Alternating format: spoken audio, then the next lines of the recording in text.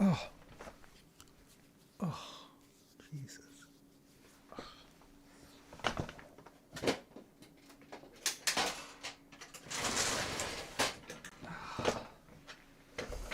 Oof.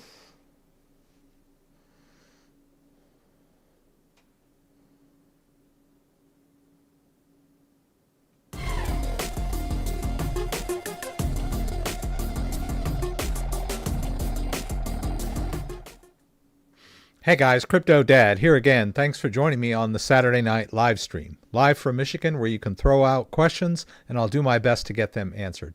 We'll talk about Bitcoin, we'll talk about altcoins, we'll talk about the news. I'm going to move some crypto around for you guys. And as always, I'll do my very best to get to your questions and see if we can't troubleshoot your problems here live. Well, welcome everybody. Nice to be here. Glad you could join me. I feel like I've just been asked to deliver the eulogy at my best friend's funeral. So here we go. But a lot's been happening, especially today. Bitcoin has dropped hard into the mid 70,000s. I don't know what the exact low was, but it was pretty gut-wrenching. And it seemed to be caused by geopolitics. There's been some trouble in the Middle East, and not Bush, he was the last one. Trump was saber rattling, and that kind of spooked the markets. And that's overall, but Bitcoin is traditionally, some people consider it a safe haven, but it's traditionally a risk asset. And not only that, but there are a lot of people that are leveraged in Bitcoin. And we'll talk about that a little more. And that has led to a lot of long liquidations today, which brought the price down. Not to mention the fact that on the weekend, the order books are pretty thin. So when there's big moves like this, they get exaggerated because the liquidity just dries up when there's forced selling like this. But there's a lot of finger pointing as to what's causing this. And this is very familiar. This happened back in October, pardon me, on October 10th. And this is nothing compared to that. I'll compare some figures from today to October, pardon me, October 10th. But this is nowhere near what happened on October 10th. And there's been some news stories. There is still a lot of controversy over exactly what happened on October 10th and who was to blame. I thought at the time that it was mostly Trump for threatening tariffs once again, but that's just the tip of the iceberg. The CEO of OKX has blamed Binance for promoting one of their new stablecoins, which really wasn't a stablecoin. And we'll talk about that story a little more. But they were encouraging people to convert their Tether into, I forget the name of the coin. We'll talk about it in a minute. And people were doing that and then using that as collateral to borrow more stablecoins, and then buying more Tether and then converting it back to this stablecoin again, or so-called stablecoin. And that caused a cascading deleveraging when the prices started to drop. But there's more to that story than just the internal mechanics or marketing of Binance, the exchange.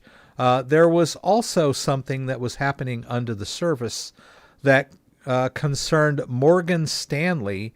And I knew I was going to forget this acronym again. MSCI.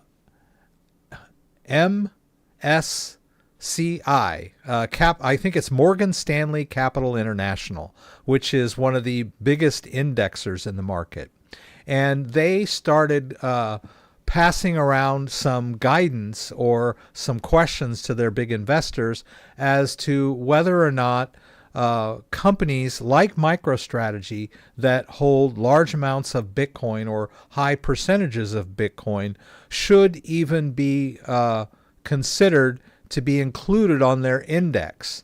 And that really wasn't a news story. It was just an internal memo that was being passed around, but that caused a lot of institutional buyers to start de-risking.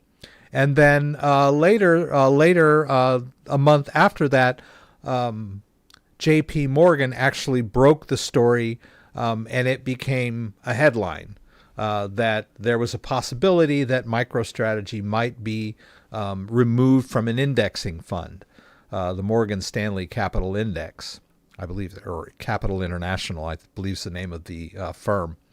And that was really hurting the crypto market. So we're going to talk more about that. And of course, they decided not to do this. Morgan Stanley Capital International withdrew that, and they decided not to take MicroStrategy and other Bitcoin Bitcoin treasury firms off their index. And so it seemed like the worst was behind us. But geopolitical events like this and cascading liquidations remind us of October 10th. And so here we are again. So I'd like to talk about what's going on in the markets, a couple of stories on that, and then we'll dive a little deeper into the controversy between the CEO of OKX and Binance. And then we'll talk about the Morgan Stanley Capital International issue.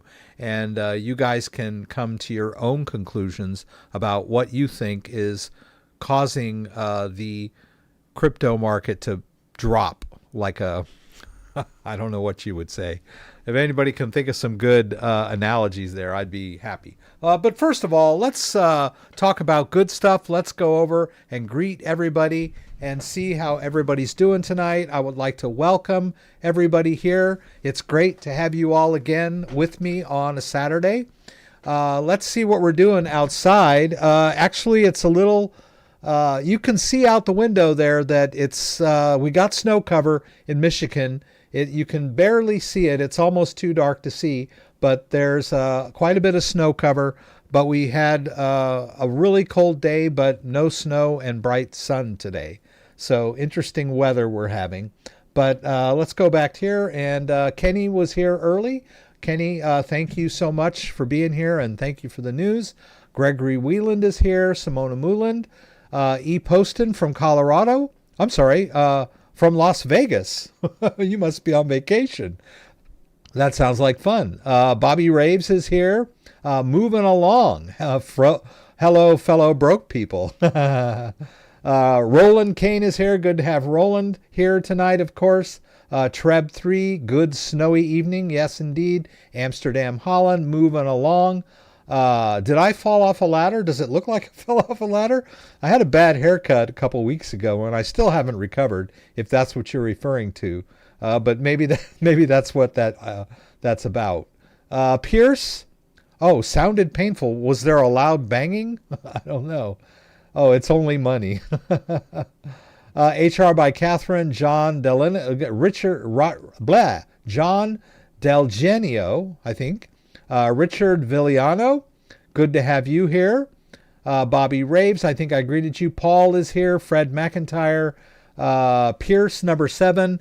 Reason you don't have listed, my guess was there was a heads up in advance on this Epstein BTC info coming out. Could be. More Epstein documents just dropped recently. Let's see. MicroStrategy was denied entry to the S&P. Dan is here. Dan the man. Westra is here, our moderator. If you are a U.S. citizen, you must fill out the tax form so you can receive your 1099 DAs, or digital assets. Okay. BTC is now Wall Street's the thing. There's no reason why Bitcoin should not be 700,000, but he didn't finish the sentence. He should have included when we own it all. That's good. I like that. Dot Goddess has a question early on. I have a question about Coinbase. They're prompting me to complete tax information I've been putting off. Do you know if this is something that is necessary, or pros and cons of completing that? Any communication that you may or may not have received from Coinbase, will come directly from them. Make sure that the email is from Coinbase.com and that when you log into your account, you see those alerts. Don't just click a link in an email. That's a big no-no. So you want to independently verify that it is Coinbase communicating with you.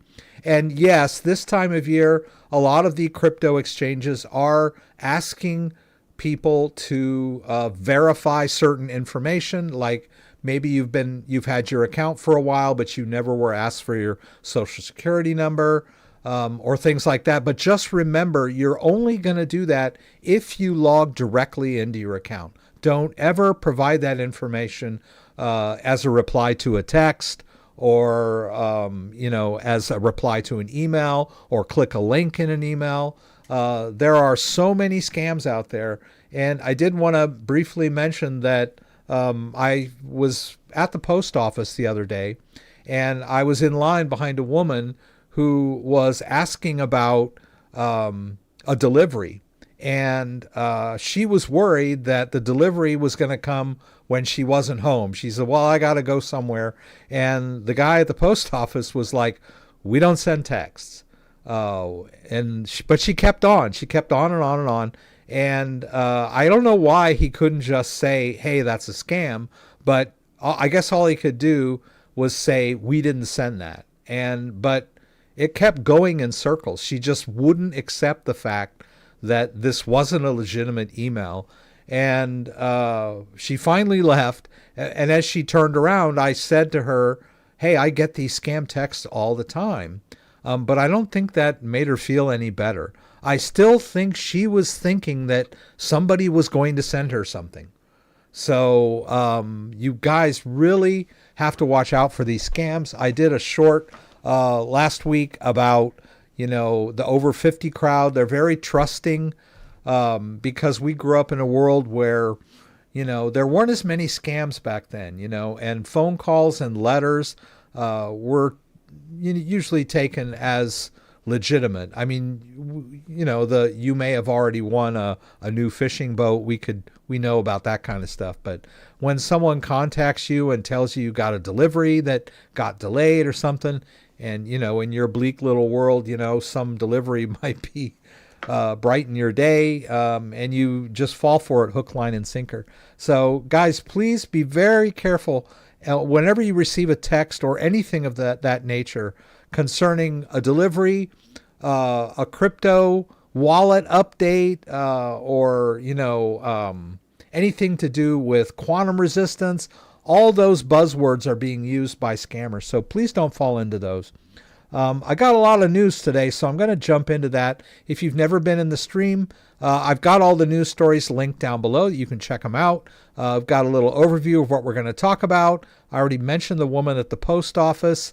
I've got some affiliate links. If you want to help support me and the channel, check out my affiliate links. It won't cost you a penny more, and you'll even get a deal. If you go to the Ledger landing page, you'll get a $10 Bitcoin rebate on any purchase.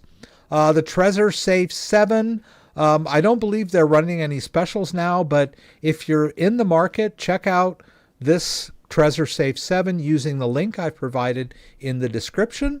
Also, Tangem is still running their New Year's deal. And I've got a link in the description that will apply both of these checkout codes, get you 20% off. And I believe it's 25% on the Tangem Ring. And they're still giving the $10 Bitcoin reward up until February 2nd. So that's 2 more days, guys. And then, of course, if you've got a seed phrase written on paper in only one location, you should definitely have more than one copy of your seed phrase. And you should have a copy off-site, like somewhere else in a bank safe deposit or a trusted friend or relatives. But if you're only using paper, you should have at least one copy of your seed phrase stamped into metal. And stamp seed is a great way to do that. You can get a 15% discount using my CryptoDad checkout code. So let's jump into the news. We got a lot to cover tonight. Bitcoin plunges near 77K as geopolitical risk deepen amid U.S.-Iran tension. So what we got here, Bitcoin slipped below 78. When was this written? I don't know. Maybe it was this morning before the big crash. Geopolitical tensions, including an explosion at Iran's Bandar Abbas port and a brief U.S. government shutdown. Oh yeah, we got that in the mix too. Pushed investors away from riskier assets like cryptocurrency. Crypto-specific pressures from negative spot Bitcoin ETF flows to ongoing deleveraging and industry infighting have also weighed on prices. Bitcoin fell over 7% over the past 24 hours, trading around 77K. I think this was earlier in the day. Risk sentiment took a hit after the explosions. And then Trump was now saber rattling in one of his Truth Social posts. So that made things even more crazy. Now, this is an analyst. He says this looks like a broad-based sell-off. We have an event risk over the weekend with an aircraft carrier and battle fleet sitting off Iran. Trump is saber-rattling, which isn't helping. The Russell Thompson, chief investment officer at Hilbert Group, told CoinDesk. This isn't Bitcoin specific, but Bitcoin is obviously a high delta product, so the move has been much higher and more volatile in Bitcoin. And this is where we talk a little bit about order books and leveraging and that sort of thing. This is a pretty interesting little section here. Elsewhere, Chris Soranio, co-founder and CEO of Bridgeport, attributed the swift declines to thin order books. The current drop is a classic one of phantom liquidity meeting forced deleveraging. On the surface, the market looks healthy because spreads are incredibly tight, but that tightness is masking a lack of real depth. We are seeing top-of-book liquidity sitting at just 500K on key venues. In plain English, the door looks wide open, tight spreads, but there is no floor beneath it, thin depth. When a wave of forced selling hits a book that shallow, the bids evaporate instantly and price gaps down rather than drifting down. This isn't a fundamental repricing, it's a mechanical failure of liquidity to absorb flow. Political uncertainty in the U.S. also weighed on markets. A brief federal government shutdown began over the weekend after Congress failed to pass a full-year funding bill ahead of a midnight deadline. While expected to be short-lived, the lapse added to a growing list of macro concerns that have kept traders cautious. And then it's interesting because Dan is our resident charting expert, and he sent out a text, I believe, yesterday morning when Bitcoin dropped back down to around 84. He was already calling it. And he mentioned 58,000 is the 200-week average, or I guess they call it the moving average, right? So spot on, Dan. Pretty interesting, all this stuff that's going on. Let's see here. I'm trying to get my window. Okay, my window's acting weird. Anywho, I can still see what you guys are saying. And then this story here, pretty much the same thing, talking about it. And this is a little more recent, right? We're down to 76K here. Bitcoin drops near its 2025 low as mass liquidations accelerate. BTC price action fails to hold 80K and its key true market mean level. Strategy's 700,000 Bitcoin corporate treasury falls into the red versus its aggregate cost basis. And that's another factor here.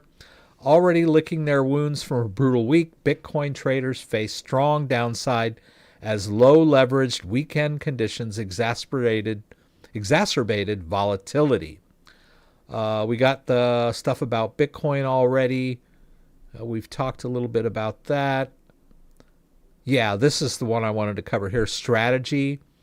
Strategy, the firm with the largest corporate Bitcoin treasury, faced going into the red on its BTC holdings at 76,037. The company currently holds in excess of 700,000 BTC, with its stock price at 143, having tumbled nearly 70% from its local highs of $455 in July last year. Wow. So even now it's called strategy. It's not MicroStrategy anymore. And then this is a story from one of my favorite news and conspiracy theory websites. Just very alt news, but they talk about Bitcoin, and they have a pretty good overview of here. In an otherwise quiet session, starting early this morning, there has been a concerted pressure to sell the Bitcoin spot price following yesterday's Warsh-inspired rout. I forgot to mention that. Trump has nominated Warsh to be his new head of the Federal Reserve, or chairman, I guess, replacing Powell. And as it turns out, this guy is a rabid hawk, and he's expected to raise rates, right? So why would Trump do this? But that's what happened yesterday. That's where Bitcoin went from 88K to 84K. And then this morning we had more.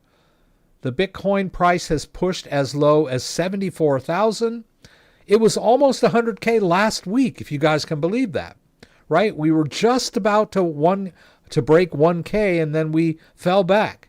And here we are less than 2 weeks later, down to 74. Unbelievable.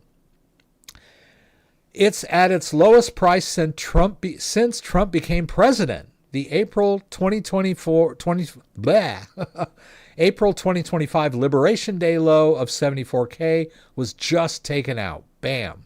The sell-off has liquidated over $110 billion from the crypto market's total value in the past 24 hours.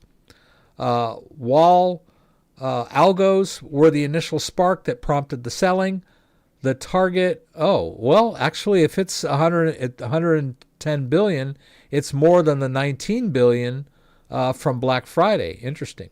But compared to the last 4 hours, 1.5 billion in leveraged positions, mostly longs, were liquidated.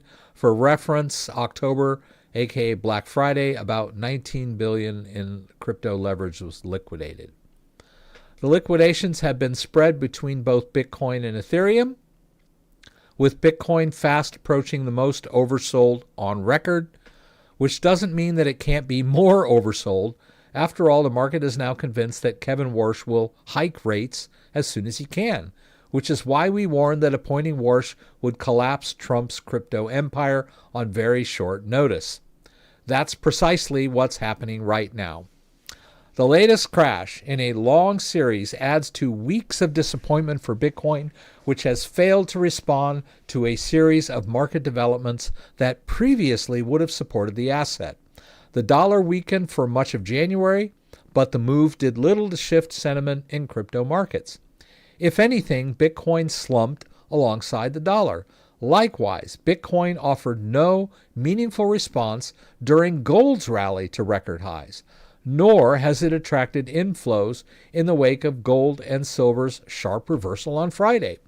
Most notably, after tackling global liquidity injections by central banks for much of the after tracking global liquidity injections by central banks for much of the past 2 years, Bitcoin has become the only asset that drops the most liquidity central banks inject. The big question now is that Bitcoin briefly fell as low as 75K and will likely revisit. What happens to Strategy's massive stash of 712 Bitcoins, which was acquired at an average price of 76,000? Will Michael Saylor be forced to start selling? Right? If you know Strategy's business model, they buy Bitcoin on loan. They leverage themselves to buy more Bitcoin. Well, they might have some market calls coming pretty soon, right? So could get worse. Who knows? Let's talk a little bit about the controversy as to what caused the crash that started this whole thing back in October. Months after the crash, there are still accusations flying back and forth. A fresh spat has opened up between the founder of OKX and Binance. Nearly 4 months after crypto's record October 10 flash crash wiped out leveraged positions across the market, the industry is still arguing about what actually broke. The argument turned into a public spat on Saturday after OKX founder and CEO Star Zhu claimed the crash was neither complicated nor accidental, but the result of irresponsible yield campaigns that pushed traders into leverage loops they did not understand. Like I said, it was President Trump's tariff escalation that spooked the markets initially. With leverage already stacked, the initial drop turned into a wipeout with roughly $19.16 billion in liquidations, including $16 billion from long bets as forced selling cascaded across venues. Star's core point was about USDE, a yield-bearing token issued by Ethna. He described USDE as closer to a tokenized hedge fund strategy than a plain stablecoin. It is designed to generate yield through trading and hedging strategies, then pass that yield back to holders. We've heard that kind of stuff before, right? I think that was, I can't remember the name of the, and it wasn't, oh well, I'm drawing a blank. There were some, what was that darn firm that went bankrupt? Celsius. There was another company very similar to Celsius, and they were doing the same thing. They were taking the Bitcoin deposits from people and then leveraging those or lending them out to others and promising, huge returns on Bitcoin deposits. Well, the USDE was doing the same thing. Hey, we've got like algorithms. We're going to take all our deposits and we're going to hedge them and fudge them, and you're going to make a bunch of money. No complexity, no accident. 1010 was caused by irresponsible marketing campaigns by certain companies. Tens of billions of dollars were liquidated. We observed clearly that the crypto market's microstructure fundamentally changed that day. I wanted to get into Star argued that the risk began when traders were nudged into treating USDE like cash, which it was not. It was more of an investment. It's not even a stable coin. It looks like a stable coin, but it's not. Users were encouraged to swap stable coins into USDE for attractive yields.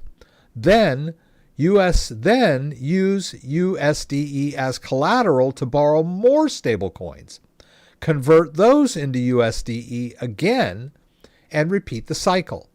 The loop created a self-feeding leverage machine that made yields look safer than they were. Binance users were encouraged to convert Tether and USDC into USDE to earn attractive yields without sufficient emphasis on the underlying risks. From a user's perspective, trading with USDE appeared no different from trading with traditional stablecoins, while the actual risk profile was materially higher. When the volatility hit, that structure would not need a big trigger to unwind. He claimed the cascade helped turn a sell-off into a wipeout, leaving lasting damage across exchanges and users. So basically they were saying that the tariff scare affected the price of Bitcoin and probably would have stabilized had it not been for all the people that were unknowingly leveraged in USDE. And that caused what could have been just a minor correction to turn into a wipeout. All right. Other people dispute this.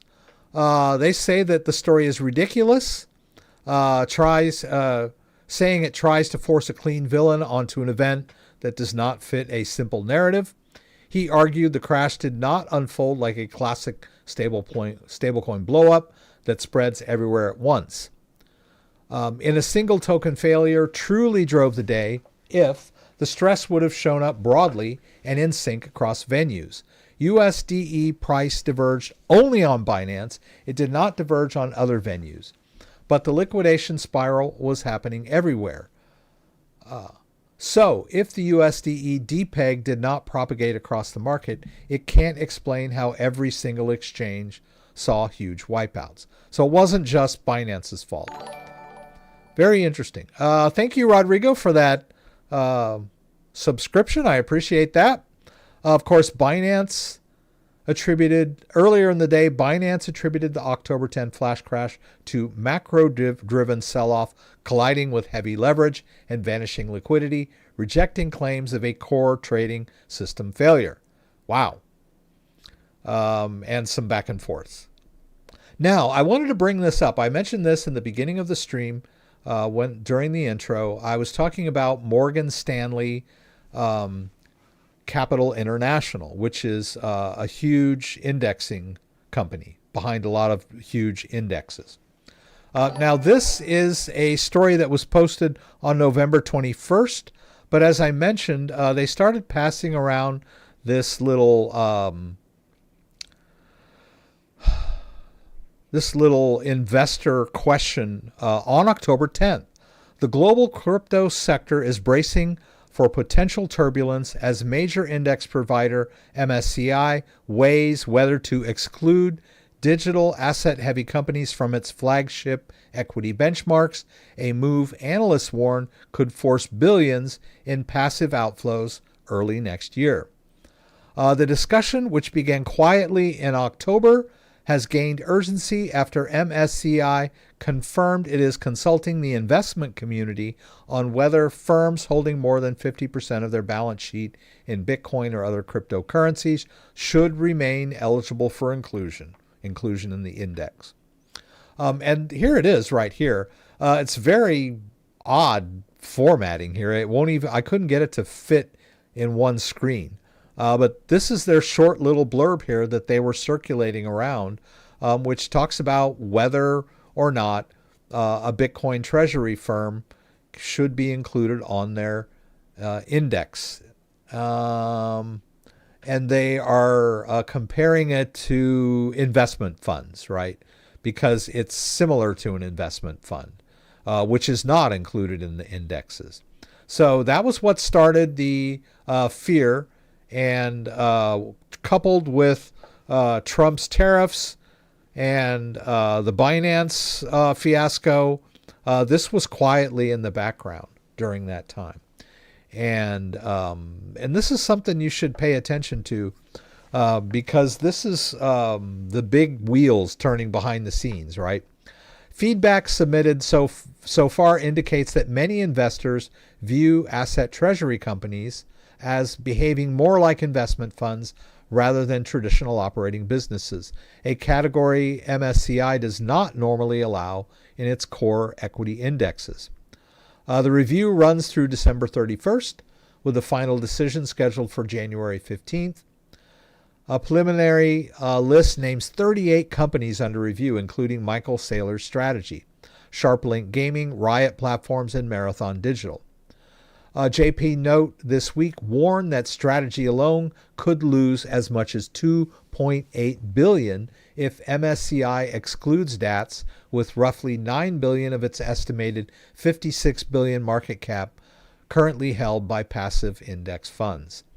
Right, so there are a lot of passive index funds that were holding MicroStrategy because it was included in this index. And if it had been removed from the index, all of these passive funds, these hedge funds, whatever pension funds or whatever were holding MicroStrategy would be forced to liquidate them. And of course, that did not end up happening. Here's another story where JPMorgan actually gave the warning in public. I guess it was published about November 20th, kind of cementing this in the public's mind. Of course, it was behind the scenes before that, but then became public when JPMorgan publicly warned that this might happen, and that caused even more ETF outflows and investor sentiment people losing faith in MicroStrategy, right? That was why the price of MicroStrategy had such a dive from its high of $450 per share down to what it is now, which is like 150, whatever it was, right? So the Bitcoin premium has evaporated.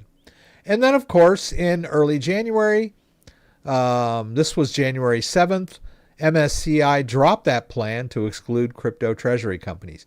Now, you could say, oh, okay, this was the bigwigs just manipulating the market. And, come January, they silently said, hey, we're not going to drop MicroStrategy from the index. And now they were ready to get back in again. But, once you start rumors and play with investors' sentiments, it's not you can't really do a controlled burn. So maybe they were expecting when they announced this that they were not going to exclude MicroStrategy from their index, that now it would be time to buy in, right? Or that everyone else would jump back in now that they silently acquired a bunch of Bitcoin and a bunch of MicroStrategy. Well, it didn't last very long, right? The market has continued to drop, mostly because of the fear created on October 10th. And so here we sit today, guys. So that's the news. That's a lot of news. Let's go back over here and let me see if I can get caught up.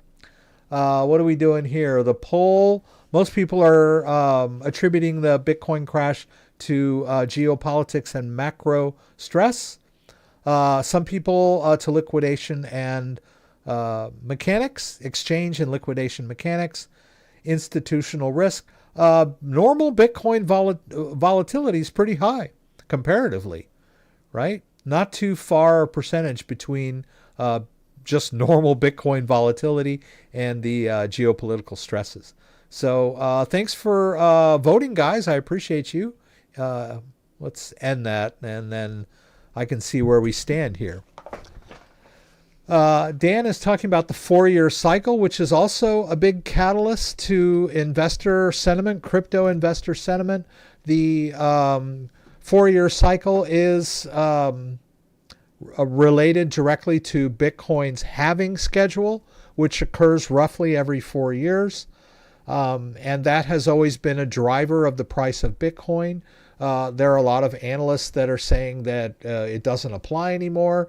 But if we're going to draw back down to 58K, then we could be seeing a resurgence of that 4-year Bitcoin cycle. As Dan says, if you believe in the 4-year cycle, then this is normal.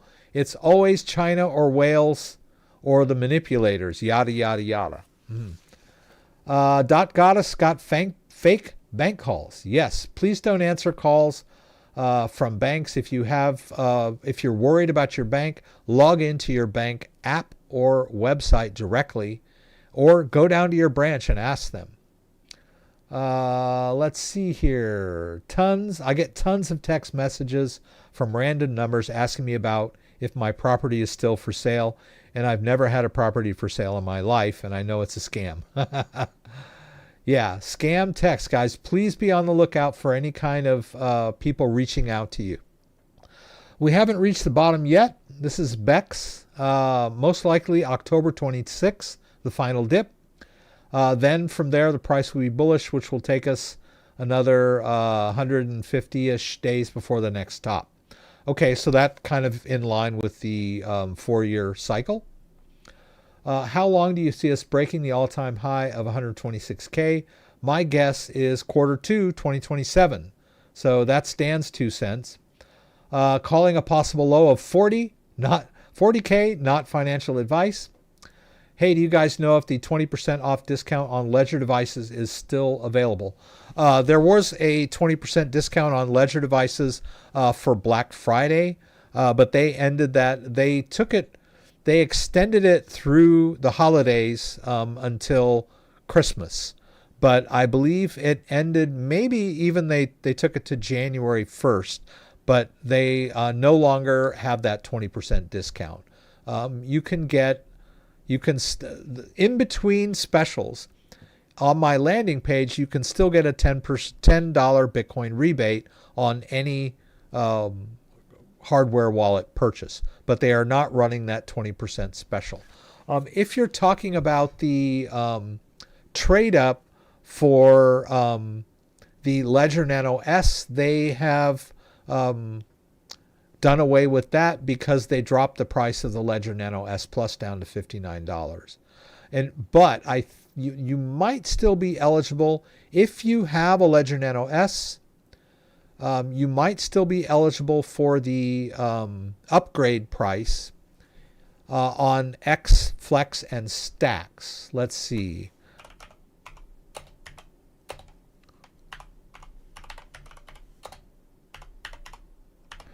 And it's been a while since I've had that link in my, let's see. This is the Ledger Nano X.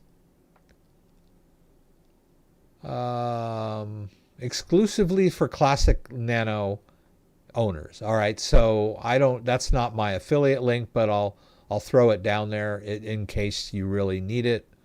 That's only if you own a Ledger Nano S.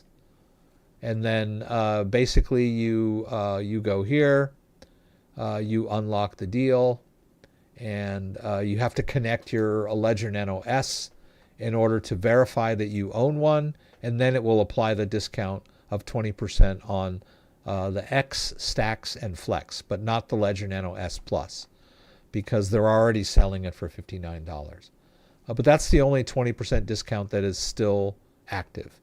And I'm assuming they'll keep this deal active until the Ledger Nano S, people still have them. I don't know that they have any plans on discontinuing this particular deal. But as I said, it's only for holders of Ledger Nano S's. Let's see, what do we got here? Yeah, liquidation. Okay, so there's the final results of the poll. Ledger wallets and access directly from Ledger using my official CryptoDad page. Thank you, thank you. Please use my landing page if you're in the market. Doesn't cost you a penny more and gets you a little Bitcoin back in your pocket. Let's see, what's going to happen next? All right, so I put all that in there. Always see me broke when crypto goes on sale. I was just saying the same thing earlier, Fred. Don't feel like the Lone Ranger on that one. I always feel like I never have any dry powder put aside when these huge drops happen. So don't feel alone there. So yeah, that's it. That's the news. I hope you guys are sitting tight. This is not a time to panic sell for sure. And all of these people that are being liquidated are people that were leveraged. I did want to point that out, that I think we were down here where we were talking about the people that were leveraged. Yeah, when and this is a classic example of I think they mentioned there were, I don't forget what the figures were for the 20 last. It was in the billions, right? The people that were getting liquidated. And these were leveraged longs. And the thought occurred to me that if you are a leveraged long, as of yesterday, that means that when Bitcoin dropped from almost 100K down to 95K, you played it long. And then when it dropped down to 80 or 85, you played it long. And then it dropped down to 80 and you're leveraging long, thinking that the price is going to bounce back up. That is not a good strategy. Leveraging long does have high rewards. But as you can see here, if the price continues to drop, then your leveraged long position that you put in at 80 is going to get liquidated when Bitcoin drops down to 75. And that's where we are today. So I don't advise anyone to leverage crypto. I don't advise anyone to leverage anything. My dad's a big believer in leveraged stock trading, and he says that's where the big rewards come from. Leveraged buys. But I won't do it. I will not leverage buy anything because you're basically borrowing from the exchange or the stockbroker in order to make that trade. And that's great when the price goes up, but it's devastating when the price goes down. And then you get margin calls and your position gets liquidated. And so you're playing with fire when you try to, and they compare it to catching a falling knife. So these people that are getting liquidated today were people that were counting on Bitcoin bouncing back, not waiting it out to see where it was going to end up. So leverage long can be a very scary game.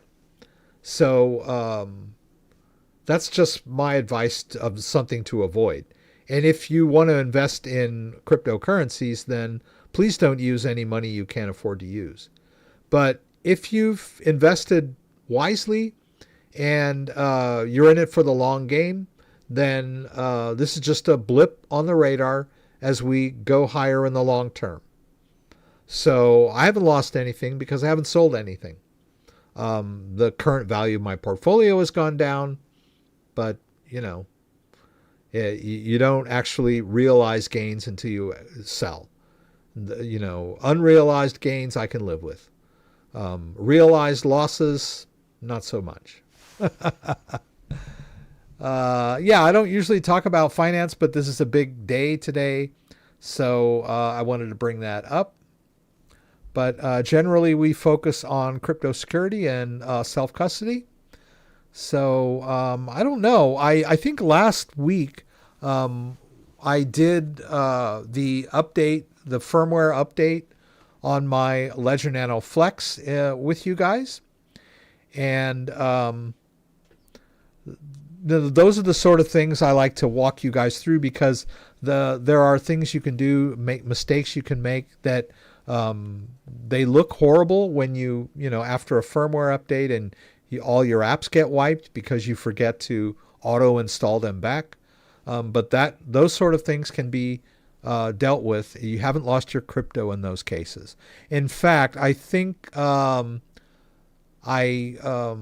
see where we were here. Let me just go out to a couple of weeks ago, just before last week's live stream. I did this video. If people lose their phone or their computer, they can still recover their crypto just using their device. So if you think you've lost your crypto because your computer died or your phone got lost, but you have a hardware device, specifically Ledger in this case, I've got some great tutorials on how to deal with that. Also, I did this fun video this week. I didn't do too many videos this week. I just did this one. But I've been watching this series on Amazon Prime called Steal. And it's about a big heist. It's a pretty good series, and I've already finished it now. But there was a huge crypto plot device in the series, especially in episode 2, where she received this huge transfer of crypto, like 5 million British pounds in Bitcoin, and she put it on this cold storage device. And there were a lot of inaccuracies in how they depicted this cold storage device. So I did a video kind of walking you through exactly what happened in the show and, the assumptions that they had in the show about how cold storage worked. And, one of the main ones was, that the crypto was on the device, right? And the device showed a balance. And if you've been around, my stream and my channel for a while, you'll know that you never see your balance on the device itself. But that's a big misconception. I get a lot of people that email me and ask in comments, hey, why don't I see, I transferred some Bitcoin into my hard wallet and I'm looking at the device, I don't see the balance. Where's my crypto? And I say, it's on the blockchain. You can check your balance in the app, the software, but you will never see your balance on the device because the crypto is not, quote unquote, in the device. It's on the blockchain. Wallets just manage blockchain assets. And then in this show, she moved $5,000 onto this thing, and it even had an alert that said if you lose this device, you'll lose your crypto. And that's another big no-no. We all know that there are backup phrases when we set up hardware wallets. I talked about the stamp seed earlier. You put your backup phrase on durable medium, make multiple copies, store in multiple locations, and then your crypto hardware wallet is just a tool. If it gets lost, stolen, or damaged, you've got your backup phrase. So, of course, they didn't. That's kind of boring. Good crypto OPSEC is boring, right? And it's non-stressful if you do it right. So this show was all about the stress of having, this large amount of asset on this little box, and, panic ensued. She didn't know where to hide it, but it was a great show. I loved it. And I had fun doing this little crypto review. So that was fun too. Let's see. Oh, Caesar, I don't know if you received your crypto tag yet, but if you guys remember, 2 weeks ago, Caesar won the crypto tag, and then he forgot to send me his address. I think he sent me his address on the following Thursday, and then I put it out in my mailbox Friday morning, and but we were snowed in all weekend last weekend. And it sat, I didn't realize this, but it sat in my mailbox until like Monday morning, because I live on a cul-de-sac and the snow plows, we're always the last street to get plowed. They plow the major streets first, and we had a lot of snow and it was really cold. And so the Amazon drivers wouldn't even come down my street. I got an SUV with all-wheel drive, so I was able to, get from the driveway out to the plowed street. But yeah, it was pretty dicey. So anyway, I had mailed the crypto tag to Caesar and gave him the tracking number, and he probably was watching that tracking number do nothing for like 3 or 4 days. But I finally, we took it over to the post office on Monday. So hopefully you'll get that soon, Caesar.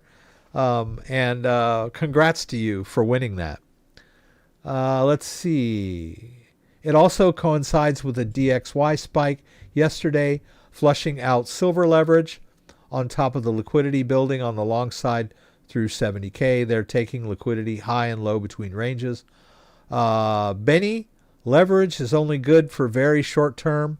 October 10th stop losses didn't get triggered, so you can easily lose everything. Yes.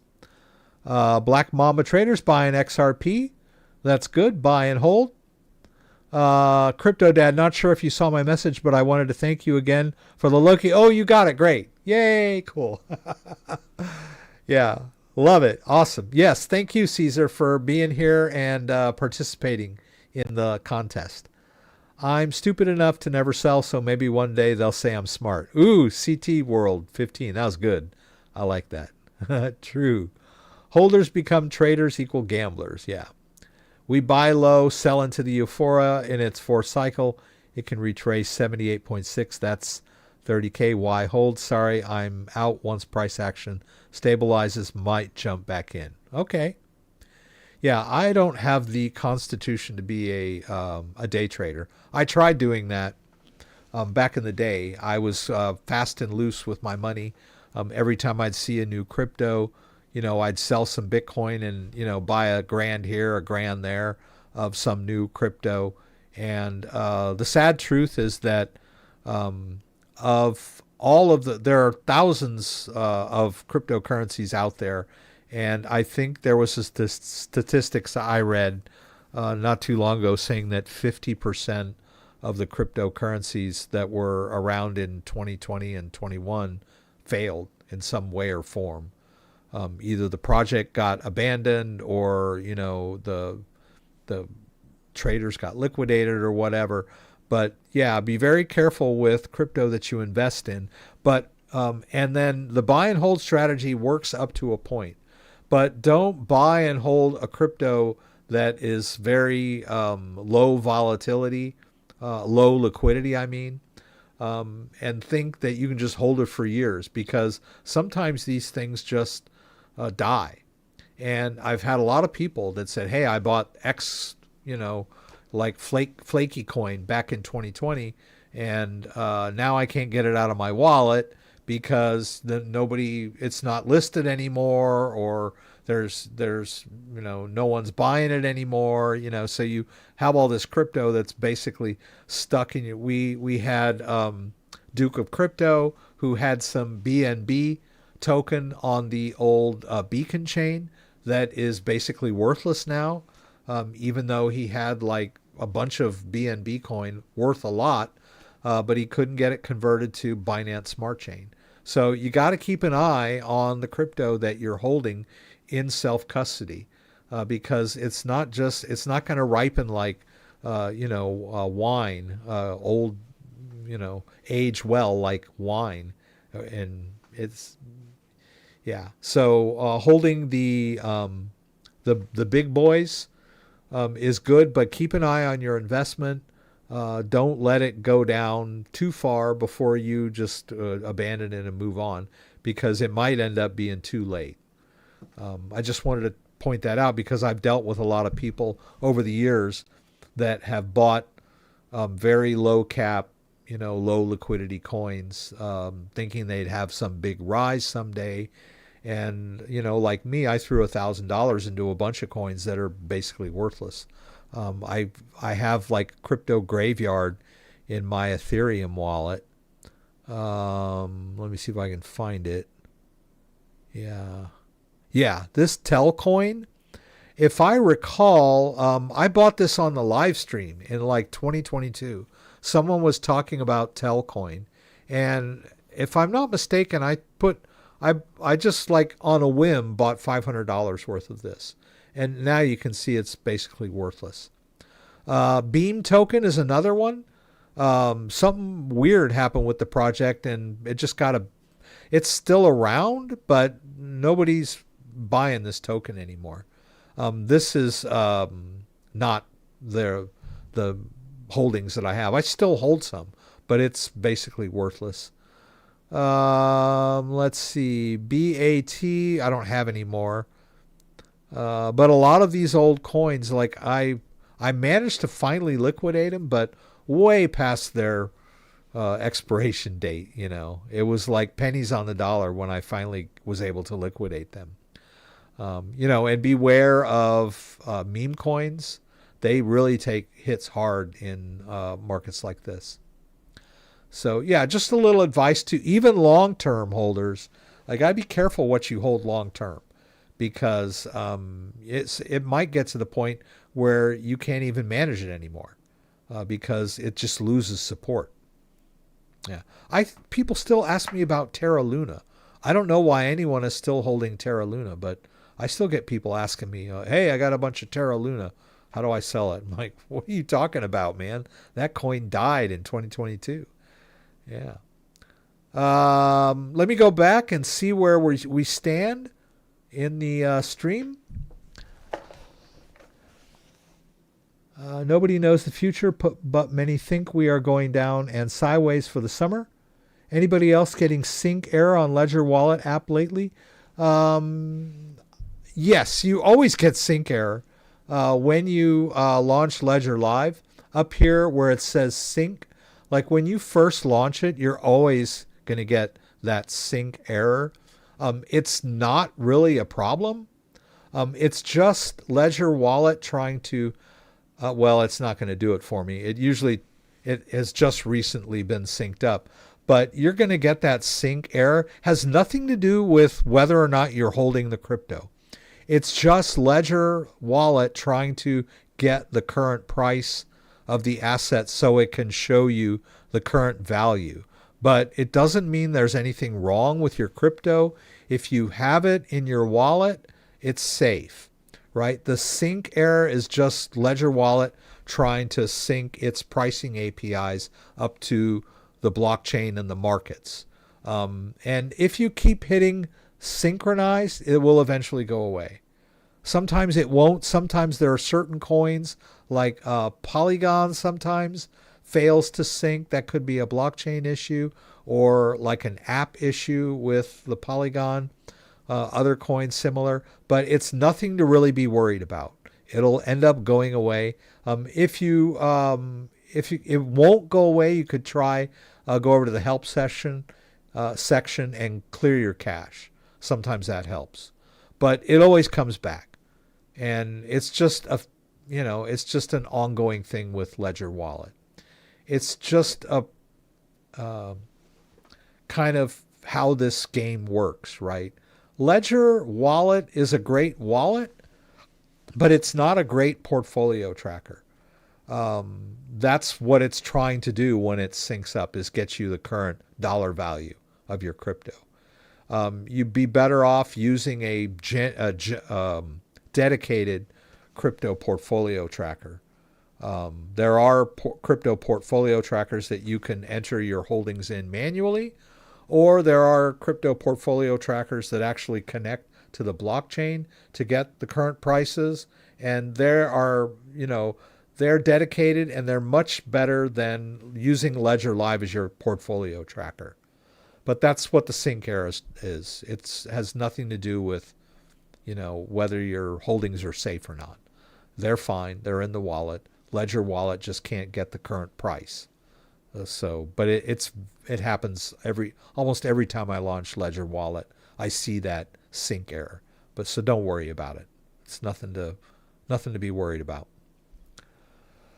Let's see. I remember the days of CryptoDad showing us Pancake Swap, earning cake and syrup like crazy when it was running. Yes, that is for sure. I do remember that as well.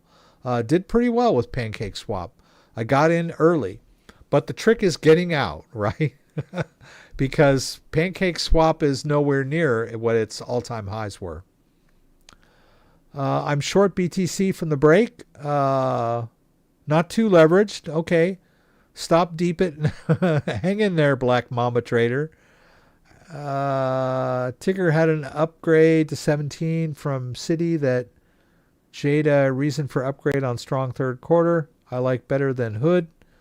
Not really sure what those are, if they're stocks or cryptos. But thanks for your input there. Cool. So, yeah, I didn't get a chance to really move crypto much today, but I think we did a pretty good job of covering the news. And I'm going to wind it up now and head out upstairs. And we got a couple of ribeye steaks we're going to cook up, and some French fries. So I'm looking forward to that. So are the kids and the wife. So I want to thank everyone for being here tonight. Thank you, Kenny, so much for the news. Thank you, Dan, for moderating. Thank you, everyone that asked questions. And thank you, everyone that just came to watch and listen. I appreciate all of you. If you asked a question and you did not get a satisfactory answer, or I missed it, you can always email me. My email is thecryptodad@gmail.com. Wherever it is. Oh, here it is. Yeah, check out. You can shoot me an email. I'll be happy to go back and forth and troubleshoot with you if you're having crypto issues. If it's just like, hey, I got a question, I'll try to answer your question the best of my ability. But really, I would prefer if it's a specific crypto wallet related issue. I excel at that kind of thing. I may not be the best explainer out there, for just your general crypto questions, but I'll do my best, right? But I would love to have you shoot me an email. And if you need a one-on-one session, shoot me an email. We can talk more about that. And check out all my other social media stuff. And don't forget, we do this every Saturday, 6 p.m. Eastern Standard Time. Join me again for the live stream from Michigan, where you can throw out questions, and I'll do my best to get them answered. Every Saturday, 6 p.m. Eastern Standard Time. Hope to see you here again next week. If you enjoyed this video, give it a thumbs up. If you'd like to subscribe to the channel, I would appreciate it. When you subscribe, there's a little bell that you can click that will allow you to be alerted whenever I post new content. And keep an eye on the channel. I'm always posting standalone videos and shorts. I'm your go-to source for crypto education. So hope to see you guys again. The CryptoDad@gmail.com. It's down at the bottom in the description. Yeah, down at the bottom in the description. So please shoot me an email, and hope to see you guys again